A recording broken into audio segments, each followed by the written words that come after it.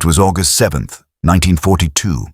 The sun rose over the misty waters of the Solomon Islands as the first major American offensive of the Pacific War began. The island of Guadalcanal, a small patch of jungle and coral, had suddenly become the center of a struggle that would shape the entire course of World War II. The Japanese Empire, which once advanced across the Pacific unchecked, now faced a new enemy that refused to yield: the United States Navy and its growing force of Army Air Forces. For months, the skies above the Solomons echoed with the roar of engines. Japanese Zero pilots, proud and confident, had ruled these skies since Pearl Harbor. Their Mitsubishi. A-6Ms were agile, elegant, and deadly. They believed no Western aircraft could match their maneuverability or grace in a dogfight. But that confidence was about to be tested in ways they could never have imagined. It was August 7th, 1942. The sun rose over the misty waters of the Solomon Islands as the first major American offensive of the Pacific War began. The island of Guadalcanal, a small patch of jungle and coral, had suddenly become the center of a struggle that would shape the entire course of World War II. The Japanese Empire, which once advanced across the Pacific unchecked, now faced a new enemy that refused to yield: the United States Navy and its growing force of Army Air Forces. For months, the skies above the Solomons echoed with the roar of engines. Japanese Zero pilots, proud and confident, had ruled these skies since Pearl Harbor. Their Mitsubishi. A-6Ms were agile, elegant, and deadly. They believed no Western aircraft could match their maneuverability or grace in a dogfight. But that confidence was about to be tested in ways they could never have imagined. By early 1943, the Americans were no longer fighting merely to survive. They were pushing forward, island by island, base by base, and with them came a new weapon of the skies: the twin-engined, long-range fighter known as the Lockheed P-38 Lightning. The P-38 was unlike anything the Japanese had ever encountered. Its twin booms, central nacelle, and distinctive shape made it instantly recognizable. A machine that looked more like a futuristic predator than a conventional airplane. To Japanese eyes, it was strange, almost alien. And yet, behind that unconventional design lay speed, power, and lethality. The first time Japanese pilots faced the P-38 over the Solomons, they underestimated it. They thought it was slow, heavy, incapable of tight turns. But they soon learned how wrong they were. From Henderson Field on Guadalcanal, American pilots of the 339th Fighter Squadron began flying long-range escort and interception missions. Their goal was to intercept Japanese bombers heading south from Rabaul, and to protect Allied ships and troops below. The distance was vast, and no single-engine fighter could reach so far, but the Lightning could. Its two engines and enormous fuel capacity allowed it to fly farther than any other Allied fighter in the Pacific. In the early morning hours of April 1943, American radar stations on Guadalcanal picked up signals. Japanese bombers were approaching from the north, escorted by Zeros. The pilots of the P-38s scrambled, engines roaring to life, propellers slicing through the humid air. Within minutes, the Lightnings were airborne, climbing through layers of cloud toward the enemy formation. Captain Thomas Lanphier, one of the P-38's most experienced pilots, led the charge. "Keep your eyes open," he radioed to his wingmen. "They'll come out of the sun." And they did. Out of the golden morning glare, Japanese fighters appeared. Sleek Zeros diving in formation, confident, expecting to pick off the slower American planes. But the P-38s didn't turn and twist like other aircraft. They dove. Lanphier pushed his throttles forward, and the twin Allison engines screamed. The Lightning plunged from the clouds like a silver hawk. Its speed built rapidly, 400 miles per hour, 420, 440. The Japanese pilots had never seen a fighter dive so fast and still remain in control.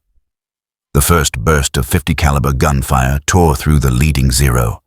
Flames erupted. The pilot had no time to react. The P-38 climbed sharply, looping upward, while tracers from the Zeros streaked past harmlessly below. Within seconds, the sky turned into chaos. Dozens of aircraft twisted and rolled, trails of smoke cutting across the blue. The Japanese pilots tried to turn inside the Americans, to pull them into tight dogfights, but the Lightnings refused to play that game. Instead, they used their superior speed and dive advantage. Hit hard, then climb away.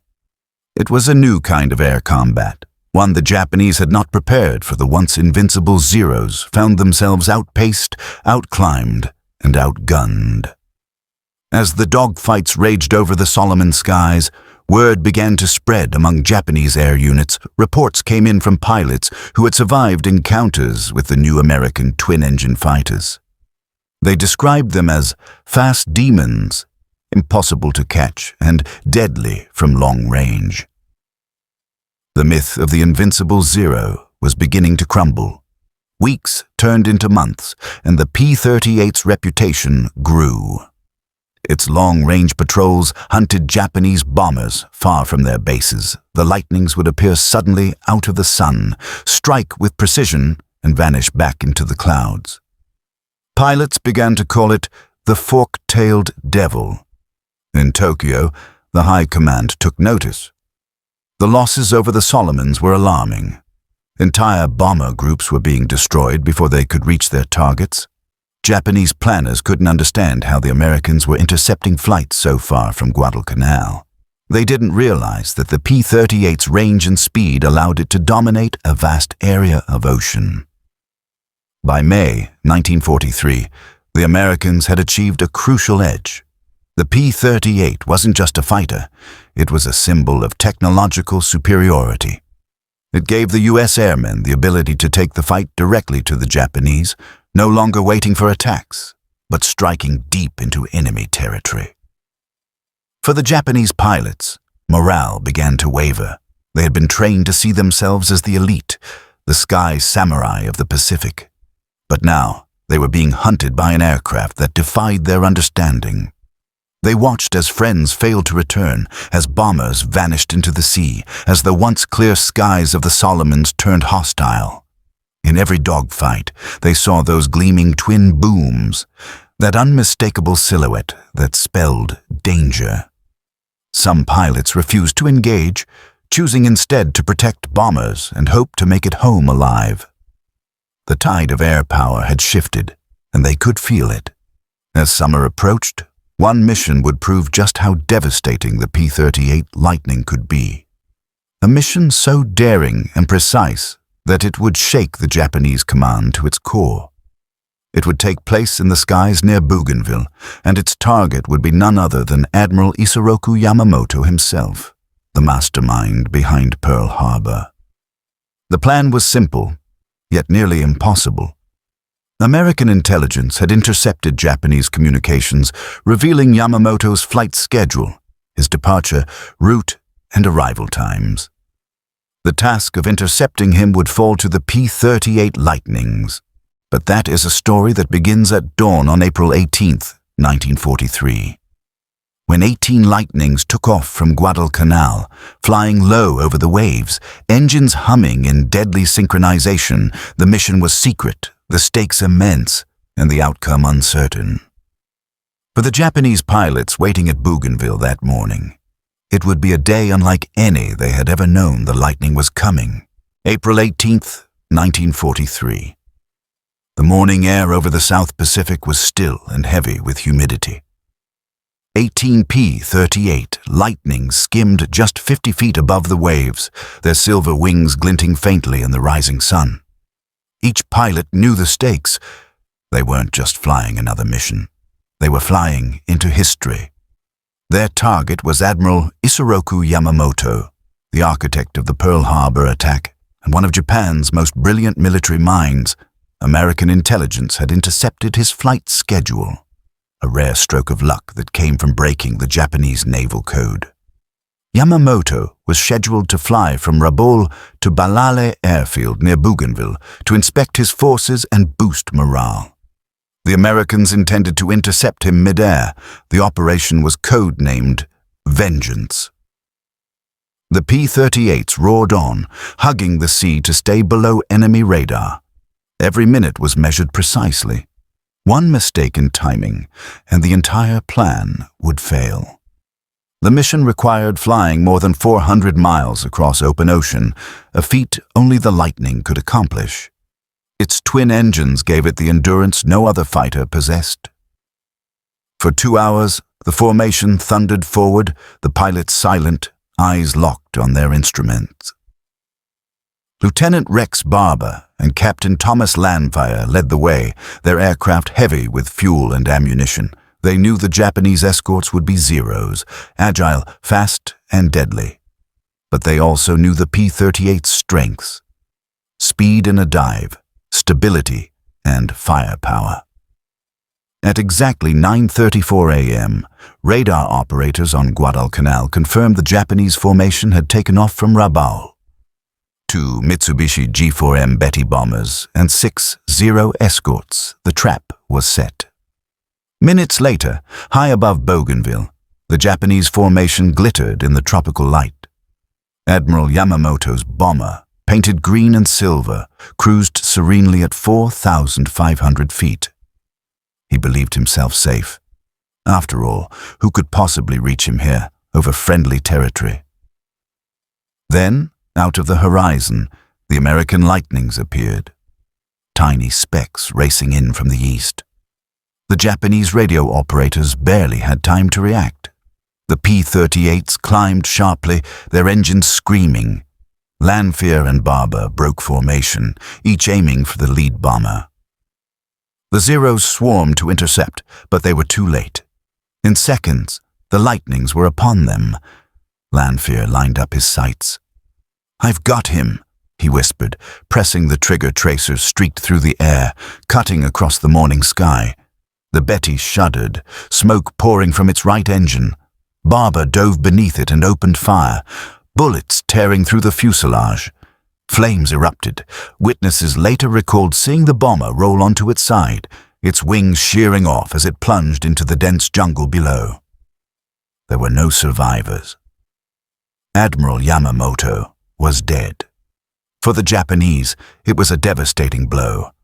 Not just the loss of a commander, but the psychological shock of realizing how deeply the Americans could strike. They had killed one of Japan's most revered leaders, hundreds of miles behind enemy lines, and they had done it with precision and confidence. The P-38 Lightnings turned home, engines still humming as they crossed the endless blue. One had been lost to mechanical trouble, but the rest made it back. The mission was over.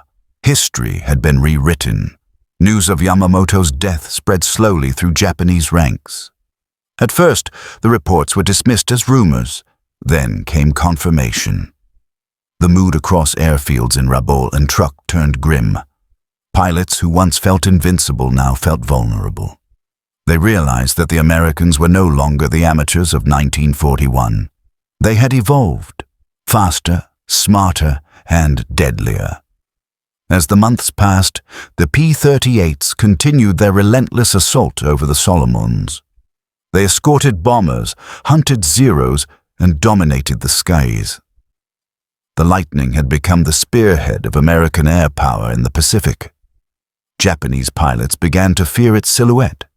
Some claimed they could hear the distinct howl of its turbo superchargers before it appeared, a ghostly wail that sent shivers through the air. Others called it the Twin Dragon, believing it to be blessed with unnatural speed. By late 1943, the balance of power was clear. The once dominant Japanese air forces were crumbling.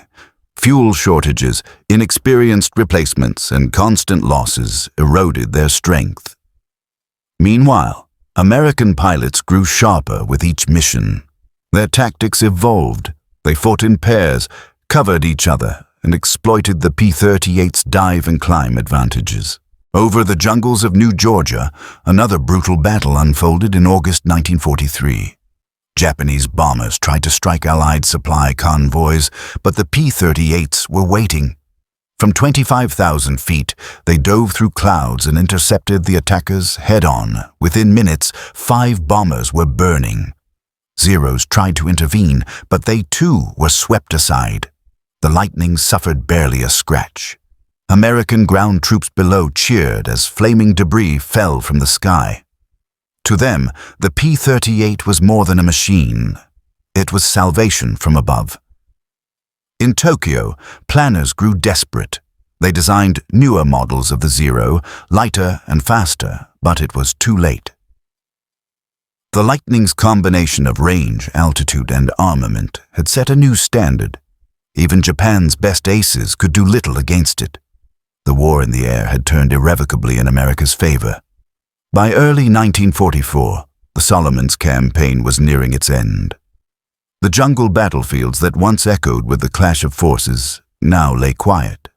The Japanese garrisons were isolated, their supply lines shattered above. The skies belonged entirely to the Americans. On one mission, a Japanese pilot named Lieutenant Sadaaki Akamatsu, one of the few surviving veterans, wrote in his journal, "We once believed the Zero could never be defeated. Now, we face these twin-engine demons who strike from nowhere and vanish into the clouds. It is as if the heavens themselves have turned against us." His words captured the despair of an entire Air Corps. For the American pilots, victory came at a cost. The tropical heat, exhaustion, and constant danger tested their limits. Yet, they pressed on. Each mission brought them closer to ending the war, and each encounter in the sky brought them face to face with men just like themselves, fighting for causes beyond their control. When the Solomons campaign finally ended, over 600 Japanese aircraft had been destroyed, many by the P-38 Lightnings. The Americans had lost far fewer. The skies that once belonged to the rising sun were now under the shadow of the Lightning's twin tails. The lessons of the Solomon Islands would carry forward into the rest of the Pacific War.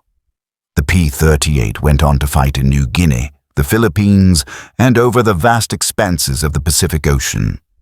It became the mount of many of America's top aces, including Richard Bong, who would score 40 kills, more than any other American pilot of the war. But it was in the Solomons that the Lightning first proved its worth, where it broke the myth of Japanese invincibility and turned the tide of air superiority. For Japan, the shock never truly faded. They had underestimated American innovation and paid the price in blood and fire. For America, the P-38 became a symbol of what determination, technology, and courage could achieve against overwhelming odds, and for the men who flew it. Those gleaming twin booms over the Pacific were more than steel and fuel. They were wings of vengeance, carrying the echoes of every battle fought and every life lost beneath the endless, burning skies of the Solomons. The Lightning had come, and the empire of the rising sun would never rise the same way again.